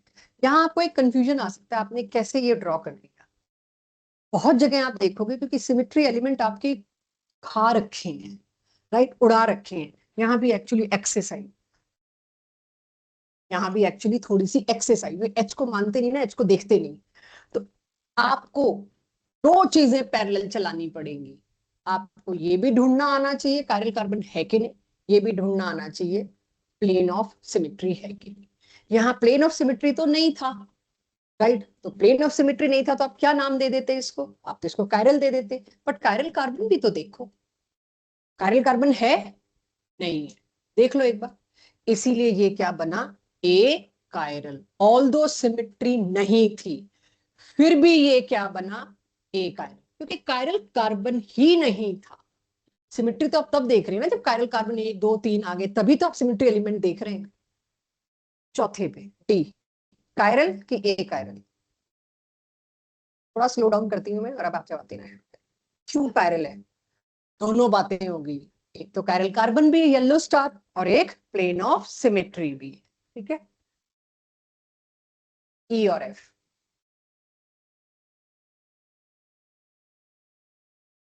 जो मैंने लिखा है बताइए वो सही है कि गलत। वो नहीं लिखा था, उसमें भी लिख दिया है। उसमें वैसे भी प्लेन ऑफ सिमेट्री आ गई तो मेरे को कायरल में जाने की जरूरत पड़ी नहीं, बट अब आपको पता चल गया आपको कायरलिटी ढूंढनी चाहिए प्लेन ऑफ सिमेट्री के बाद। एक केस आ गया ऐसा परेशान करने वाला। तो एवरीवन, यहाँ क्या है, ये तो कायरल होगा, सॉरी ये होगा कायरल, और ये वाला क्या होगा, achiral, because of both reasons. तो यहाँ पर क्या लिख दूं, achiral. Chiral achiral के सबसे हॉरिबल केसेस मैंने ले लिए, मेरी डीपीपी में शुरू में यही थ्योरी दी है, बहुत सारे एग्जाम्पल है उनके नीचे, हर एक के नीचे रीजन लिखा है, मैं इसे कायरल क्यों कह रही हूँ, मैं इसे ए कायरल क्यों कह रही हूँ। एक दो पेज तो पहले सिर्फ इसी में कायरलिटी ढूंढने में, ठीक है, तो कुछ रह भी गया तो आपको उसमें दिखेगा। चलिए अब कायरलिटी खत्म, स्टीरियो आइसोमर्स खत्म। दो तरह के क्वेश्चन, या तो आपको पहचानना होगा इनमें से कौन सा कायरल, इनमें से कौन सा ए कायरल, या पहचानना होगा सेंटर्स जो आपने बताए, सॉरी सेंटर्स तो बता ही लोगे, नंबर ऑफ स्टीरियो आइसोमर्स 2 की पावर n किया, और आपने उसको बता दिया कि 4 होंगे कि 8 होंगे, मैंने क्वेश्चंस भी दिखाए।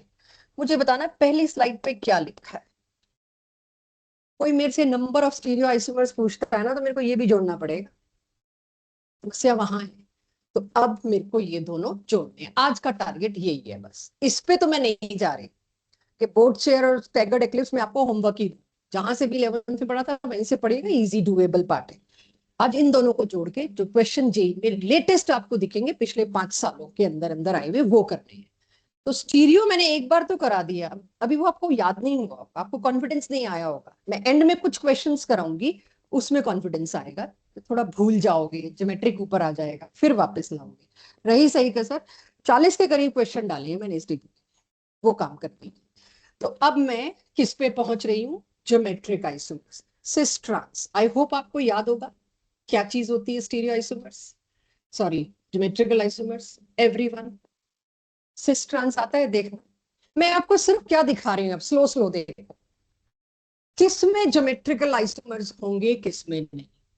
आपको अपनी 11 से एक ही याद होगा, एल्कीन्स और साइक्लोएल्केन, नहीं अब मैं बड़े कॉन्फिडेंस से एल्डिहाइड का ऑक्सीन भी ला सकती हूँ, याद है एल्डिहाइड का ऑक्सीन, एल्डोक्सीन्स, जहां आपने सेमी कार्बाजोन, फिनाइल हाइड्राजोन और ये सब बनाए थे अमोनिया डेरिवेटिव्स, अब मैं वो ज्योमेट्रिकल आइसोमेरिज्म ला सकती हूँ जो हमने +1 में नहीं किया था। सबसे पहले ज्योमेट्रिकल आइसोमेर की मिनिमम कंडीशन ये बता रहा है, रिस्ट्रिक्टेड रोटेशन जो कि डबल बॉन्ड में हो सकती है, साइकिल में हो सकती है। और जब अगली क्लास में मैं पूरा आइसोमेरिज्म लूंगी तो वहां फिर से वो आएगा डबल बॉन्ड इक्विवेलेंस जो निकालते थे। डबल बॉन्ड इक्विवेलेंस का मतलब होता है रिस्ट्रिक्टेड रोटेशन, वो सिर्फ डबल बॉन्ड में होती है या साइकिल में होती है, तो वहां तब ये बात होगी तो आपको थोड़ा और टुकड़ा याद आएगा, बट अभी के लिए रिस्ट्रिक्टेड रोटेशन और दो सिमिलर ग्रुप ऑन दोनों कार्बन, रेदर इजेड भी है, एक ही कार्बन पर दोनों ग्रुप सिमिलर नहीं होने चाहिए, तब सिस ट्रांस एग्जिस्ट करता है, तब ज्योमेट्रिकल आइसोमेरिज्म एग्जिस्ट करता है। तो इस फॉर्म को क्या बोल सकती हूँ, ट्रांस। इस फॉर्म को क्या बोल सकती हूँ, क्या इसमें ज्योमेट्रिकल आइसोमेरिज्म होगा, सॉरी क्या बोल सकती हूँ, इज अ रॉन्ग क्वेश्चन, क्या उसमें ज्योमेट्रिकल आइसोमेरिज्म होगा, रिस्ट्रिक्टेड रोटेशन है, यस। दो ही कंडीशन है, रिस्ट्रिक्टेड रोटेशन और दूसरी कंडीशन एक कार्बन पे दोनों ग्रुप सेम नहीं होने चाहिए, तो कंडीशन सेटिस्फाई कर रहा है, यस। इसमें भी सिस ट्रांस होगा, कैसे होगा, चेक। आपने कोऑर्डिनेशन वाला सिस ट्रांस मत ले आना यहाँ पे, ठीक है। Cl F P R H, Cahn Ingold Prelog से प्रायोरिटी बताओ दोनों कार्बन पे किसकी। इस पे किसको प्रायोरिटी दूंगी, और इस पे हाई प्रायोरिटी, दोनों same side Z, high priority diagonal to each other E, this is cis trans का दूसरा नाम EZ। और अगेन ये एग्जांपल्स में मिल जाएगा, आज ही के जो शुरू की थ्योरी है उसमें मिल जाएगा EZ। तो सिस ट्रांस और EZ एक ही बात है, बस EZ तब जब चारों अलग हैं, सिस ट्रांस तब जब चारों डिफरेंट नहीं है, एटलीस्ट कोई दो तो सेम थे दो कार्बन पे। नाउ एल्डोक्सीन, अब तो पता है हाइड्रोक्सिलमीन ला दो एल्डिहाइड के आगे तो एल्डोक्सीन। इसमें भी सिस ट्रांस वर्ड यूज नहीं हो रहा, इसमें क्या यूज हो रहा है, सिन और एंटी। ट्रांस की जगह क्या यूज हो रहा होगा, एंटी, लेकिन किसकी लोकेशन, एल्डिहाइड का H और एल्डोक्सीन का OH, ये क्या होंगे, एक दूसरे के एंटी। कहीं पर इन दोनों के हिसाब से भी मेंशन कर सकते हैं, तो इसको सिन बोल दोगे, पोजीशन ही तो बतानी है। ये दोनों एक दूसरे के सिन है, ये दोनों एक दूसरे के एंटी। अगला केस देखना, इसी के सामने क्या है, ये सिन। क्यों है सिन भाई, H और OH on the same side.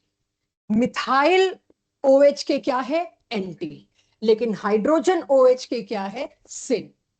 इस तरह से भी लिखा मिलता है रीजंस में, तो वो आपको पता होना चाहिए। सिन एंटी, ये भी ज्योमेट्रिकल आइसोमर्स है, ये तीन हो गए, सिस ट्रांस, EZ और सिन एंटी। ये हो गए आपके ज्योमेट्रिकल आइसोमर्स के कुछ केसेस। ये होगा सिस ट्रांस, बड़े आराम से। दो ही तो कंडीशन मांगी थी, रिस्ट्रिक्टेड रोटेशन और उस पे दोनों चीजें सिमिलर ना हो। तो नाइट्रोजन पे दोनों चीजें सिमिलर नहीं है, तो यस, ये भी मेरे को सिस ट्रांस दिखाएगा आपके सामने।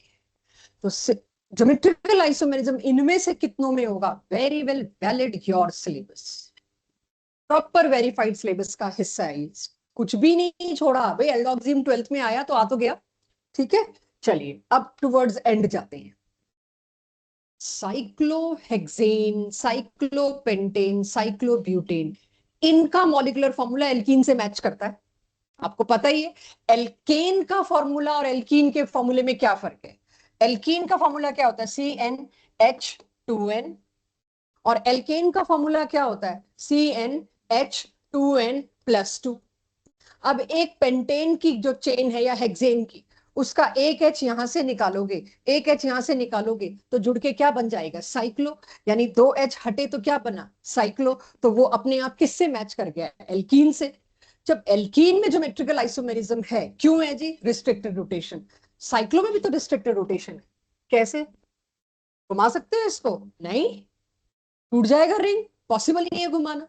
तो ये दोनों क्या हुए, से एक दूसरे के, ये दोनों क्या हुए, से एक दूसरे के, ये दोनों क्या हुए, प्राण से एक दूसरे। अब कोई कहे ये जो आपने, ये तो मैंने ड्रॉ किया सिस, तो ये और ये क्या है, RS में तुम समझा पाओगे ये और ये क्या है, राइट। दो सेंटर्स थे, अगर थे तो, यहां नहीं है तो हम कह देंगे जी प्लेन ऑफ सिमेट्री आ गया जी, ये तो एक आयरन है। अब सारी चीजें मिक्स करूंगी मैं, ये क्या है बच्चों, एक आयरन, ये क्या है, और ये आयरन। आपने कैरेटी चलानी पड़ेगी, नहीं तो हम भूल जाएंगे, राइट, वो तो चलानी पड़ेगी मेरे को। तो सिस ट्रांस समझ में आ गया, साइक्लो में कैसे होता है, आगे चलिएगा।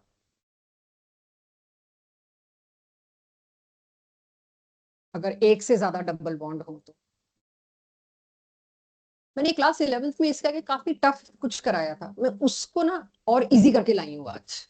वो फॉर्मूला 2 की पावर दिस दिस दिस बहुत कुछ कराया था, मैं उसको और इजी करके लाई हूँ आज की, वो अभी अगर आपके बस का ना हो तो। पहले ये देखिए, सही है ये पूरा का पूरा देखो क्या है, सिस, इस डबल बॉन्ड के आसपास, इस डबल बॉन्ड के आसपास क्या है, फिर से सिस, इसके आसपास क्या है, सिस, और इसको देखो, ये और ये क्या हुए, ट्रांस। चौथा मैंने बनाया नहीं, तो कर ही लेंगे, चौथा तो खुद बना लेंगे ना बच्चों। तो 3 बना दी तो चौथा आपके पास है। वैसे कोई कहे तो इसके कितने स्टीरियो आइसोमर्स में ज्योमेट्रिकल भी होता है। अच्छा, कायरल सेंटर तो कोई है ही नहीं, कायरल सेंटर के लिए कार्बन का सिंगली बॉन्डेड होना जरूरी है।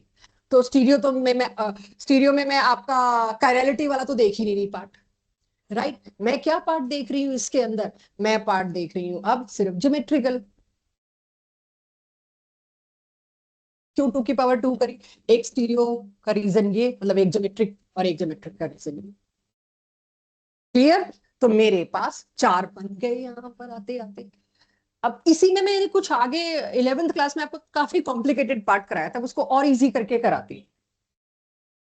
पहले बताओ, तीनों का ज्योमेट्रिक रिलेशन सही दिया है मैंने? How many stereo isomers? 2 की पावर 3, 8। पहले देख लो सिस ट्रांस लोकेट ठीक किया है, तो हम कर पाएंगे ये चीज। चलिए सीधे आ जाऊं क्वेश्चंस पे, राइट। जब तक लाइट सपोर्ट करेगी तब तक पढ़ेंगे। Number of stereocentres, check, जिन पे येलो स्टार लगा है। डबल बॉन्ड के दोनों सेंटर्स को काउंट करोगे, क्योंकि 2 फॉर्म बनते हैं ना सिस ट्रांस। खैर 2 फॉर्म छोड़ो, स्टीरियो सेंटर्स कोई मेरे को पूछे, स्टीरियो आइसोमर्स नहीं पूछ रहा है, स्टीरियो सेंटर्स कोई मेरे को पूछे, तो एक बात ध्यान रखिएगा, डबल बॉन्ड के दोनों सी काउंट किए जा सकते हैं। तो कुल मिला के इसका आंसर 3 क्यों आया? ये कौन से वाले आइसोमेरिज्म के लिए? ऑप्टिकल। और ये कौन से वाले आइसोमेरिज्म के लिए? Geometrical. Both come under stereo isomerism. Clear? इधर साइक्लोबी रिस्ट्रिक्टेड रोटेशन, ये हम बात कर चुके हैं। अगर मैं इसको ऐसे ना बना के ऐसे बना देती, आपको झटक से समझ आ जाना था। नहीं बनाया, ऐसे बनाया। अब आप खुद समझो कि हम ऐसे लगा के देंगे तो आपको समझ आ ही जाना है। ये तो खुद समझने वाली बात है कि एक पे Cl है तो दूसरे पे H है। सो इसमें 2 सेंटर्स आ गए, इसमें कितने? ये मेरी तरफ से इस पे सिर्फ एक है, कोई दूसरा है तो लाके दो। क्लियर है अविनाश? हाँ जी मेरे मैम, यही बोलने के है। तरीके में हो सकता है कोई मिस्टेक हुई हो। अब क्लियर है? सिर्फ एक है। हाँ जी ये तो मैम। हो ही नहीं सकता। पता नहीं मैंने क्या सोचा क्या बोला, I am so sorry. Last questions. ये आगे 29 स्लाइड मत देखना, वो स्टैगर्ड एक्लिप्स की बना रखी है मैंने आपके होमवर्क के लिए, आप खुद पढ़ेंगे उसको। क्या स्टैगर्ड होता है, क्या एक्लिप्स होता है, कौन सा स्टेबल कौन सा अनस्टेबल वगैरह वगैरह। Number of stereo isomer, exact इनमें से कोई क्वेश्चन शायद आपको मिल जाए आपकी शिफ्ट। आ यही रहे हैं बस, सिर्फ यहां तक पहुंचाने के लिए सारी मेहनत की है। या तो कायरलिटी डायरेक्ट पूछ रहे हैं इनमें से कौन सा कायरल, या नंबर ऑफ स्टीरियो आइसोमर्स। तो उसके लिए पहले मेरे को ज्योमेट्रिक की प्रैक्टिस करानी थी, थोड़ी देर ज्योमेट्रिक में आपको घुमाना था, कायरल सेंटर्स में घुमाना था। अब वो दूसरा क्वेश्चन है जिसको आज मैं आंसर कर रही हूँ। अगर आएगा इस हिस्से से तो 2 में से एक ही क्वेश्चन आएगा, उसके आगे का सिलेबस कट चुका है। मेरी मदद करिए, ये मैंने बड़ी मेहनत से लिखा है, मेरी मदद ये करिए अगर मैं कहीं गलत हूं तो। मुझे कहा गया इसके अंदर number of stereo isomers, stereo centres नहीं पूछे, स्टीरियो सेंटर्स तो मैं लपक के बता दूंगी, 2 है जी, दोनों कायरल है, चेक कर लो पहले तो। साथ साथ कायरलिटी की प्रैक्टिस भी करते जाते हैं। ये दोनों कायरल है, इत्मीनान से देखना है। और वैसे भी दिख रहा है, मतलब कोई मेरे से सिमिट्री भी पूछ ले, कायरलिटी भी पूछ ले, मेरे पास जवाब है। इसमें कोई प्लेन ऑफ सिमिट्री नहीं है, दो दो कायरल है, बढ़िया। ये कंपाउंड क्या हुआ? Chiral. But my question is not chiral. Chiral में आपको काफी कॉन्फिडेंस आ चुका हो, गलती हम लोगों ने कर ली, मैंने कर ली, आपने कर ली। अब असली सवाल स्टीरियो आइसोमर्स। और ये मेरे को ये सारी फाइट कब मारनी पड़ी थी, when my daughter was in this phase, कि एंड में फंस गए, मर गए। मैं मेरे से स्टीरियो आइसोमरिज्म नहीं होता, और ये पास्ट ईयर्स में बहुत दिख रहा है फॉर एडवांस। उसके बाद से जेई मेंस में भी आने लग गया। तो I had to find some shortcut, और बहुत खचपच मारी मैंने, तब जाके मेरे पास एक शॉर्टकट आया, वो अब आपसे शेयर कर रही हूँ। 2 की पावर n कर दो, स्टीरियो सेंटर पावर में डाल दो। तो ये तो कोई ऐसा शॉर्टकट था ही नहीं जिसके लिए आपने इतनी भूमिका बनाई, अभी पता चलेगा। इसके कितने स्टीरियो आइसोमर्स बनेंगे? 4, राइट। तो किसी को लगे ऐसे कैसे 4, आपने शॉर्टकट दे दिया, हमारी तो नॉलेज ही खत्म कर दी आपने। हमें तो पूरा चाहिए, किसी को क्रॉस क्वेश्चन आए, जो कि मैं सलाह दूंगी ना ही आए तो बेटर है स्टिल। ये राइट, एक NH2 इधर और एक में OH इधर, एक में NH2 इधर, एक में OH इधर, एक में दोनों ऊपर। कुल मिला के जब आप बहुत सारे ऐसे कॉम्बिनेशंस बनाएंगे ना, विद मिरर इमेज, विद उसका कायरल काउंटर पार्ट, 4 बन जाएंगे कुल मिला के। एक में मैंने बनाए हुए कि कोई तो फैल सकता है हमारे में, तो एक में मैंने बनाए, और किसी का मन करे हर एक में बना सकता है with the help of last slide. Last slide में मैंने पूरा डेमो दे दिया, बनाओ। तो एक में मैंने जरूर बनाया है, उससे आप चेक करें। सो ये आपके पास कितने आ गए, 2 to the power n 4। क्या सब जगह ये फॉर्मूला लगना है? नहीं। ये 2 लाल गोले किस लिए लगाए? अगर सिमिट्री नहीं है, डिसिमिलर ग्रुप एट टर्मिनल लिख दिया मैंने, किसी बच्चे को कुछ और ना समझ आ रहा उसके लिए, वरना सिंपल। इसमें कोई सिमिट्री है इन दोनों में? नहीं। जब सिमिट्री नहीं है तो 2 की पावर 4 बिंदास आंख बंद करके करिएगा। बस उस चक्कर में मत फंसिएगा मेरे को चारों बना के देखने, नहीं फंसना उस चक्कर में, मेरा सजेशन है। घर पे एक बार कर लेना, उसके बाद नहीं। अब अगर मैं ये दे दूं, दोनों क्या है? सिमिलर, सिमिट्री है। बट मैं ये नहीं नकार सकती, सिमिट्री तो है, लेकिन अब मुझे बताइए ये दोनों येलो डॉट्स का क्या मतलब है? चेक कर लो बोलने से पहले।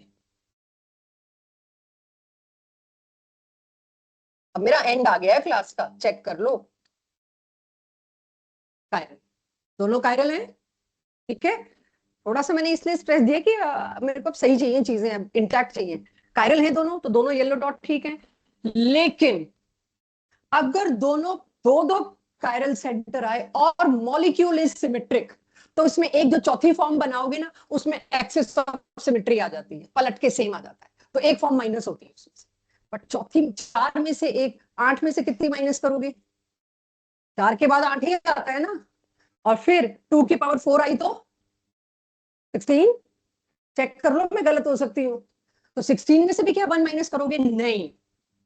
कितनी फॉर्म माइनस होंगी, वो मेरे को आखिरी शॉर्टकट फॉर्मूला ये देता है। अगर आपका मॉलिक्यूल सिमेट्रिक नहीं है तो यूज दिस फॉर्मूला, आपके सामने कर रखा है, देखो एक बार।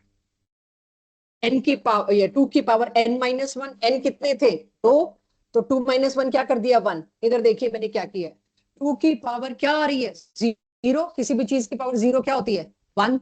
आ गया मेरा आंसर, कितना आया? 3। ये आप लोगों के लिए फॉर्मूला लाई हूं, हम वैसे ही अंदाजा लगा लेते हैं। क्योंकि 4 3 4 3 कैसे? अब अगर एटलीस्ट इस तरह का है तब तो सही कर लोगे। मैं नहीं कहती जब लंबे चौड़े पंगे लो, मैंने दे रखा है डीपीपी में। कम से कम पहली लेयर तो करेक्ट हो जाएगी, दूसरी लेयर का भी वेट कर लेंगे, वो भी करा देंगे जब जेई एडवांस आपका मेंस हो जाएगा, उसके बाद करेंगे इसके ऊपर की लेयर। तो ये मेरा कौन सा एग्जांपल था? Number 2। Number 3, how many stereo centres as well as how many stereoisomers. Check my stereo centers. And if something wrong, I want to see. Parikshit, am I correct? Or I'm missing one center? Funny. Summer. Missing one center. Which center? हाँ, इसको 2 करना चाहिए था। Fair, बिल्कुल सही, perfect. और कोई इधर तो कुछ नहीं छूट रहा। अच्छा, ये है ऑप्टिकल आइसोमर्स वाला, ये है ज्योमेट्रिकल आइसोमर वाला। टोटल स्टीरियो आइसोमर्स दे रही हूं मैं आपको 2 की पावर 2। इट्स नॉट कि आपसे मैं ऑप्टिकल अलग दे रही हूँ वो अलग, नहीं। ये फॉर्मूला टोटल के लिए भी एप्लीकेबल है। 2 की पावर 2 = 4। सिमेट्रिक तो है ही नहीं है जो एक माइनस करूं, 4 में से तो एक माइनस होता है। सिमेट्रिक तो किसी एंगल से नहीं है, कोई सिमेट्रिक एलिमेंट ला दो इसके अंदर, नहीं है। अगला, अब मैंने थोड़े बनाने शुरू कर दिए कि अब तक बच्चे जिद नहीं करते, मान लेते हैं तो बना के दिखाती, नहीं मानते तो मैं बना के भी नहीं दिखाती, पहले मानना पड़ेगा। चेक, 2 स्टीरियो सेंटर, 2 की पावर 2 कितना होता? 4। ये पीछे कर चुके हैं। 2 की पावर 2 कितना होता? 4। लेकिन शॉर्टकट फॉर्मूला लगाया, उससे एक हुआ माइनस। शॉर्टकट फॉर्मूले के अलावा मेरे को तो देखना था जी, तो देखो चौथा क्यों नहीं बनाया मैंने। अगर तुम चौथा बनाते तो वही एक्सेस ऑफ सिमेट्री आ जाती उसके अंदर। वो सिमेट्री एलिमेंट में आपका थोड़ा एक्सपर्टीज नहीं है और जरूरत नहीं है लाने की। ये हम वो फेंस पे हैं इस वक्त इस टॉपिक के, इधर एडवांस है और इधर मेंस है, हम इस फेंस पे खड़े हैं, हम दोनों को हाथ पे रख रहे हैं। ये टॉपिक फेंस पे, इसको आज तक कोई डिक्लेयर नहीं कर पाया कितना हिस्सा मेंस में है कितना हिस्सा एडवांस। और आप पास से राज खोलोगे आपको दिख जाएगा, आइसोमेरिज्म खोलना अगर खोलना भी तो, और आपको दिख जाएगा क्या सवाल है इस पे। चेक 3 लिखा है मैंने, सेम डिट्टो सेम, देख लो एक बार फिर भी, और नहीं होना चाहिए था।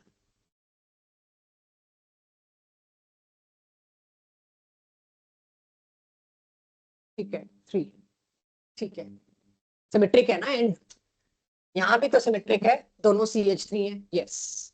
जब ग्रुप्स जो हैं वो सेम है तो हमेशा आपको वो वाला फॉर्मूला लिखाना पड़ेगा जिसके अंदर माइनस होता है। 4 में एक ही माइनस होता है, मैंने करी 1 में एक माइनस होता है, फॉर्मूला अप्लाई करेंगे आपको पता चलेगा।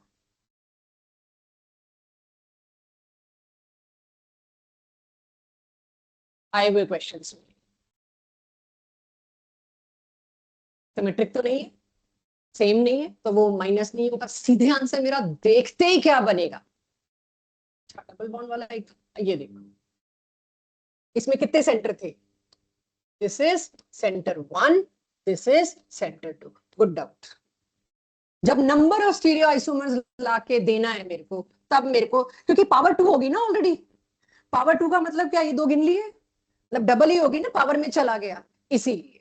तो नंबर ऑफ स्टीरियो आइसोमर्स में आप फॉर्मूला लगाते हो, स्टीरियो आइसोमर्स ढूंढने में आप स्टार्स लगाते हो उसे, ठीक है, उसमें आपको स्टार लगाने होते हैं। ये आ गया सबके पास, और ये भी है, ये एक्सपेक्ट दिस कैटेगरी क्वेश्चंस, मतलब इसके लिए लेके आ रही हूं मैं आपको आज, जहां भी ला रही हूं। ये एक बड़ा अच्छा क्वेश्चन मेरे को मिला, आइसोमर ऑफ C6H12 जिसमें साइक्लोब्यूटेन रिंग होना मस्ट है, कंप्लीट आइसोमर्स, स्ट्रक्चरल भी, एवरीथिंग, मतलब पूरे आइसोमेरिज्म का एक क्वेश्चन बेस्ट क्वेश्चन में बनता है, जिसके लिए आपको 11th में रेडी नहीं किया गया, 11th में आपको स्ट्रक्चरल के लिए रेडी किया गया बस। तो आप C6H12 के कितने टोटल पॉसिबल आइसोमर हो सकते हैं जिनमें एक साइक्लोब्यूटेन रिंग होनी कंपलसरी है। अब जब तुमने साइक्लोब्यूटेन रिंग ही बोला है, तो कुल मिला के स्ट्रक्चरल आइसोमर में को कोई कहता IUPAC नेम जिसका फर्क होता, तो 3 ही आते, देख लो एक बार, जल्दबाजी नहीं है। अगर सिर्फ स्ट्रक्चरल आइसोमर होते, ये पोजीशन ही तो बदल रही है, कहीं पर ब्रांच बदल रही है, तो स्ट्रक्चरल आइसोमर जो मेरा अगली क्लास में रिवीजन है उसके हिसाब से तो अब 3 ही लाके देते मेरे को, हाँ या ना, कोई चौथा ला सकते थे। 4 कार्बन इसमें हो गए, बचे 2 कार्बन को बाजू में लगा दिया विसिनल, दोनों कार्बन को एक ही पे लगा दिया जेमाइनल, ऑपोजिट पे लगा दिया, या एक इथाइल बना दिया। तो कुल कितने हुए, 4 हुए, सॉरी सॉरी माय बैड, कुल मिला के 4, 1 2 3 एंड 4, स्ट्रक्चरल तो 4 ही थे। लेकिन मेरे को क्वेश्चन जब आ गया, टोटल स्टीरियो आइसोमर नहीं आया, टोटल आइसोमर आया। अगर मेरे को पूरे आइसोमेरिज्म को कोई एंड करने को कोई, तो मैं इस क्वेश्चन पे करूंगी, हम तो इसी में गलत हो लेंगे, मैं कुछ और लाने की जरूरत नहीं। इसका ये बन सकता है, देख लो। अब कोई कहे RS के उसमें सोल्यूशन दिखे आपको, मानना चाहो मान लेना, वरना अब तो आपके पास शॉर्टकट फॉर्मूला या इतना फील आ गया होगा, दोनों अबाउट द प्लेन, एक अबाउट द प्लेन, एक बिलो द प्लेन, एक बिलो द प्लेन, एक अबाउट द प्लेन। इसका चौथा क्यों नहीं बनाया हमने, एक्सेस ऑफ रोटेशन आ जाएगा उसके अंदर, ठीक है। अच्छा, इसके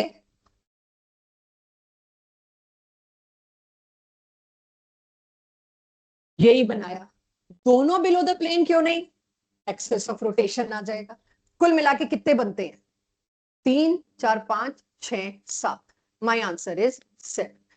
ये कॉन्फर्मेशन मैं आपको होमवर्क दे रही हूँ बच्चों, स्टैगर्ड, एक्लिप्स्ड, मैंने फिर भी नोट्स में PDF में डाल दिया, किसी को अपने आप करने की इच्छा ना हो, ढूंढने की इच्छा ना हो, टॉर्शनल स्ट्रेन, ये सब कुछ, एंगल स्ट्रेन, ये सब हमने बहुत अच्छे से पढ़ा हुआ है, बहुत इजी है आप लोगों के लिए, ये सब मैं यहाँ पे डाल रही हूँ।